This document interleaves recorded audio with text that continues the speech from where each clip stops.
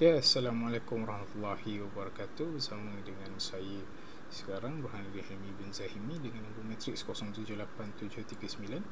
Dan sekarang saya akan meneruskan dengan bahagian saya, iaitu pengenalan.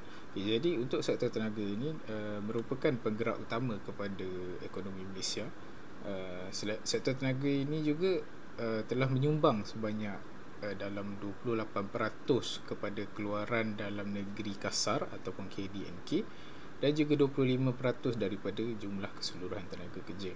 Sektor tenaga ini juga telah menjadi salah satu penyumbang kepada ekonomi negara di dalam aspek pendapatan fiskal dan juga ekspor tenaga.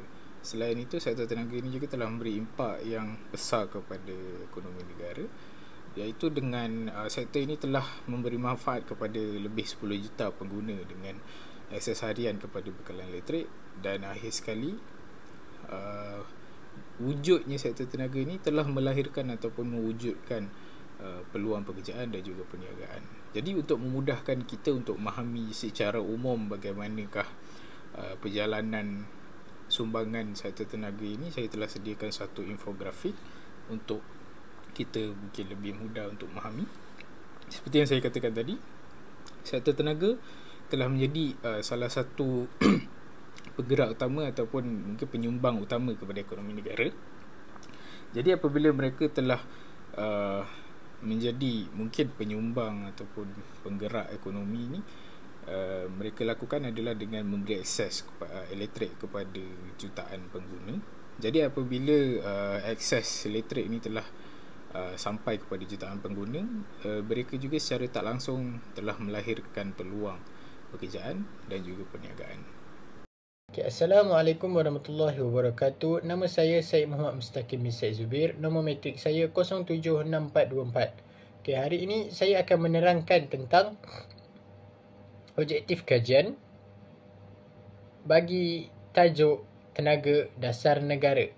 Okay, objektif yang pertama ialah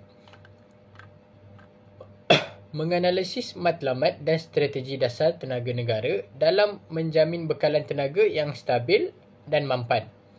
Objektif ini bertujuan untuk memahami secara mendalam apakah matlamat utama dasar tenaga negara serta strategi yang dirangka oleh kerajaan untuk memastikan bekalan tenaga yang berterusan boleh dipercayai dan mesra alam. Okey, objektif yang kedua pula, menilai keberkesanan pelaksanaan dasar tenaga negara dari aspek ekonomi, sosial dan alam sekitar. Okey, melalui objektif ini, kajian akan mengukur sejauh mana dasar tenaga negara telah memberi kesan positif terhadap persekitaran. Okey, objektif yang ketiga, mengkaji tahap penggunaan sumber tenaga boleh baharu dalam pelaksanaan dasar tenaga negara. Okey, objektif ini menilai sejauh mana komitmen kerajaan terhadap penggunaan tenaga boleh diperbaharui seperti solar, hidro dan biojisim. Okay. Seterusnya, mencadangkan penambahbaikan terhadap pelaksanaan dasar tenaga negara bagi memastikan keselamatan tenaga dan pembangunan lestari negara. Okay. Berdasarkan analisis dan penemuan kajian, objektif ini merangka cadangan strategik untuk menambah baik pelaksanaan dasar tenaga negara. Okay. Dan yang terakhir sekali, mengenal pasti cabaran dan halangan dalam pelaksanaan dasar tenaga negara. Objektif ini mengenal pasti isu-isu utama yang menyukarkan pelaksanaan dasar tenaga negara, seperti kepentingan kewangan, kurang kesedaran awam, teknologi yang tidak mencukupi serta konflik kepentingan antara sektor awam dan swasta. Sekian, terima kasih. Visi dasar tenaga. Okey, untuk visi dasar tenaga ini ialah kemampanan tenaga untuk mencapai kemakmuran bersama. Okay, jadi berdasarkan daripada visi ini, mereka telah membahagikan kepada 3 seksyen yang lain, iaitu yang pertama untuk mewujudkan daya tahan ekonomi makro dan jaminan bekalan tenaga, yang kedua untuk mewujudkan kesaksamaan dan kemampuan sosial, dan yang ketiga untuk menjaga ataupun melestarikan alam sekitar. Okay, jadi untuk misi dasar tenaga pula adalah yang pertama mewujudkan pertumbuhan ekonomi dan pekerjaan, yang kedua agihan manfaat dan kos yang saksama dan adil, yang ketiga ekonomi yang kekal berdaya saing pada peringkat global mengikut trend peralihan tenaga, yang keempat akses kepada tenaga yang mampu milik dan berdaya harap, Yang kelima, menjadi peneraju kelestarian alam sekitar dan ekonomi hijau di ASEAN. Dan yang keenam ataupun yang terakhir sekali adalah menyumbang kepada kemampanan fiskal dan keseimbangan dagangan. Jadi itu sahaja daripada saya. Jadi yang seterusnya adalah sumbangan langsung dan tidak langsung sektor tenaga kepada ekonomi negara. Jadi di antara sumbangan sektor tenaga kepada ekonomi negara adalah akses kepada bekalan elektrik harian kepada lebih 10 juta pengguna. Yang kedua adalah purata pendapatan tahunan bagi pekerja sektor tenaga dianggarkan sekitar RM72,000. Yang ketiga, jumlah tenaga kerja di dalam sektor tenaga ini dianggarkan sekitar dalam 4 juta orang. Yang keempat, jumlah nilai ekspor bagi produk petroleum dan gas asli dianggarkan sekitar 130 bilion setahun. Dan yang terakhir sekali adalah sumbangan sektor tenaga kepada KDNK negara adalah sekitar dalam 400 bilion. Jadi berikut adalah sumbangan sektor tenaga kepada ekonomi negara. Dan seperti yang kita boleh lihat dalam slide ini, telah saya sertakan sekali infografik tentang sumbangan-sumbangan secara langsung dan tidak langsung sektor tenaga kepada ekonomi negara. Ini adalah strategi dasar cerdas negara. Yang pertama adalah pembangunan sumber tenaga secara mampan. Sumber yang boleh perbaharui seperti solar, biogeosim dan hidro ini kita manfaatkan penggunaannya sehingga 40% menjelang tahun 2040. Maka ini adalah disebutkan sebagai mampan. Yang kedua adalah penggunaan tenaga yang cekap dan berkesan. Tenaga yang menyasarkan daripada sektor industri, komersial, pengangkutan dan domestik ini, kita perlu cekapkan penggunaan tenaga di situ supaya tidak berlakunya ataupun mengurangkan pembaziran tenaga. Seterusnya adalah ketahanan dan kebolehpercayaan sistem tenaga. Untuk kita kekal relevankan kita punya sistem tenaga ini, kita perlu memperkukuh infrastruktur melalui integrasi grid nasional, simpanan bahan api strategik serta pelaburan dalam teknologi. Seterusnya yang keempat adalah tadbir urus tenaga yang kukuh.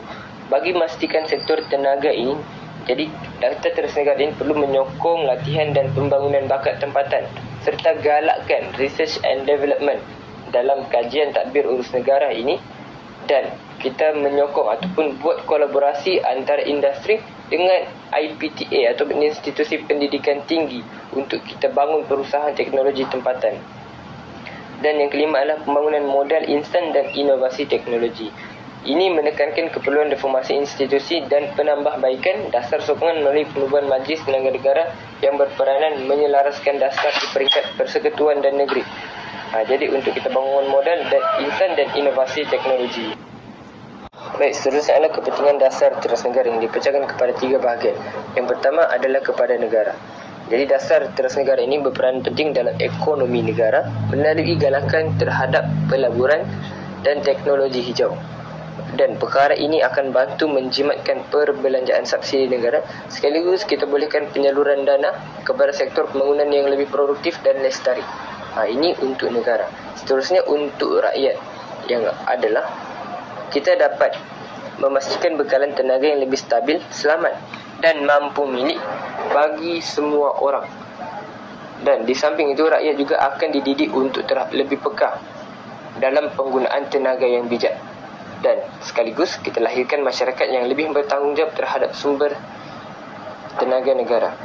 Dan dari segi alam sekitar pula, iaitu kita dapat menyumbang secara langsung kepada pemeliharaan dan kelestarian alam dengan menggalakkan penggunaan sumber tenaga secara bersih serta kurangkan pelepasan gas rumah kaca. Pendekatan ini kita dapat bantu kawal pencemaran alam sekitar.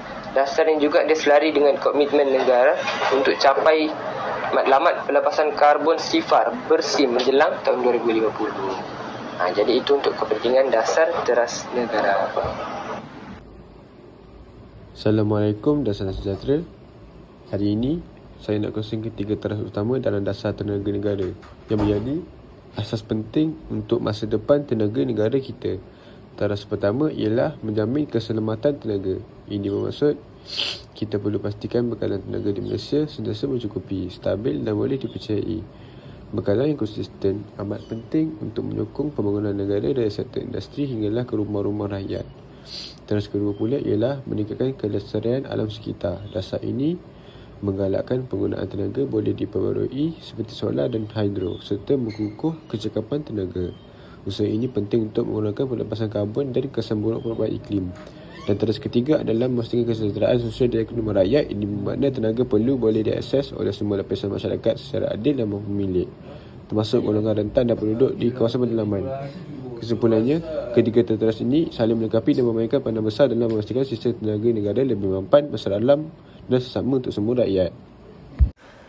Seterusnya, cabaran dan penambahbaikan dasar tenaga negara 2022-2040 atau dikenali sebagai DTN, yang merupakan pelan penting kerajaan untuk menjamin masa depan tenaga negara yang bersih, cekap dan mampan. Namun begitu, pelaksanaan dasar ini berdepan beberapa cabaran besar. Pertama, banyak infrastruktur tenaga kita masih usang dan tidak efisien, menyebabkan pembaziran dan menyukarkan integrasi teknologi baharu. Kedua, pelabur masih berhati-hati disebabkan ketidaktentuan dasar dan pulangan pelaburan yang tidak pasti. Ketiga, jurang akses tenaga antara bandar dan luar bandar masih luas menyebabkan ketidaksamaan, dan cabaran terakhir adalah kesedaran awam terhadap kepentingan tenaga lestari masih rendah yang boleh menjejaskan sokongan masyarakat terhadap usaha kerajaan. Bagi mengatasi cabaran ini, beberapa penambahbaikan boleh dilakukan. Pertama, sasaran tenaga baharu perlu ditingkatkan. Sebagai contoh, Malaysia boleh menetapkan sasaran minimum 50% daripada kapasiti penjelaan elektrik datang daripada sumber bersih seperti solar, angin dan hidro mini menjelang 2040. Polisi tarif yang kompetitif dan perundangan yang stabil juga amat penting bagi menarik pelaburan. Kedua, galakan kepada rakyat untuk menggunakan tenaga solar di peringkat rumah dan komuniti perlu diperluaskan. Insentif seperti rebate cukai dan subsidi pemasangan panel solar boleh diguna pakai. Di samping, mempermudahkan program net energy metering agar lebih ramai dapat menjual lebihan tenaga kepada grid nasional. Langkah yang terakhir adalah kerajaan boleh menubuhkan dana peralihan tenaga nasional bagi menyokong projek hijau, terutama untuk golongan B40, usahawan kecil dan komuniti luar bandar. Dana ini juga boleh digunakan untuk melatih semula tenaga kerja dalam sektor bahan api fosil agar dapat diserap ke dalam ekonomi tenaga baharu. Kesimpulannya, dasar tenaga negara 2022-2040 adalah dasar yang penting, tetapi pelaksanaannya memerlukan pembaharuan berani, sokongan masyarakat serta kerjasama semua pihak agar impian tenaga mampan negara dapat direalisasikan. Terima kasih. Melangkah ke depan, dasar tenaga negara diharapkan menjadi pemacu utama kepada transformasi negara tenaga untuk lebih bersih dan cekap mampan. Antara harapan utama Malaysia dalam menjayakan untuk mencapai kelestarian tenaga dengan memperluaskan penggunaan tenaga yang boleh diperbaharui seperti solar, hidro dan biogesim. Seterusnya, untuk kurangkan kebergantungan kepada bahan api fosil yang mencemarkan. Dasar tenaga negara juga diharap mampu mendorong inovasi teknologi hijau dan membuka peluang pekerjaan baru dalam sektor tenaga bersih dan menjadikan negara lebih berdaya saing di peringkat global. Selain itu, rakyat juga amat diharapkan untuk lebih celik tenaga dan mengamalkan gaya hidup berjimat tenaga dan menyokong juga peralihan ke arah ekonomi rendah karbon. Selain itu, dasar tenaga negara juga dapat diharapkan dapat memastikan keterangkuman sosial di mana semua lapisan masyarakat, termasuklah golongan berpendapatan rendah dan komuniti luar bandar, turut juga menikmati akses kepada bekalan tenaga yang selamat, pemilik dan berkualiti. Dengan pelaksanaan dasar yang telus dan menyeluruh, Malaysia juga berpotensi menjadi sebuah negara yang menjadi contoh negara yang membangun dan berjaya dalam peralihan tenaga secara adil dan progresif. Dengan kerjasama antara kerajaan, sektor swasta, institusi akademik dan juga rakyat, dasar tenaga negara juga bukan sahaja akan memperkukuh keselamatan tenaga negara, malah menyumbang secara signifikan kepada agenda pembangunan mampan dan kesejahteraan sejagat.